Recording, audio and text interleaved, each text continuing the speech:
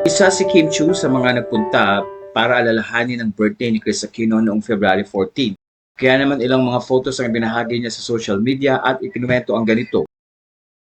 Time may have passed, but some friendships remain timeless. Seeing Ate Chris Aquino after so long felt like no time had passed at all. It was so heartwarming to see her smile even as she continues to regain her strength. With prayers and medicine, you'll get better soon, Ate. Thank you for letting us visit, and of course, thank you, Bim, for taking care of us, lalo na sa pag-exercise ni Darla.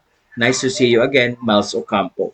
Sa puntong ito ay maraming netizen ang natuwa sa pag-alala pa rin ni Kim Chu sa kanyang ate.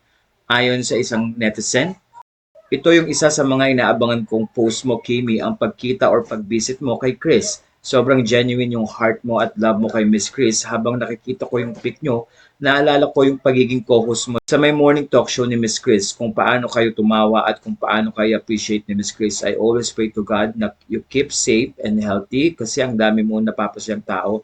Isa na ako doon na kapag in love ka or kinikilig ka, pag ganun, kinikilig din ako. Pag malungkot ka, nalulungkot din ako. Kami mga umahanga sa'yo. Love you, Kimi. Always keep safe. Manood kami ng movie mo, My Love Will Make You Disappear, March 26, 2025 in cinemas worldwide.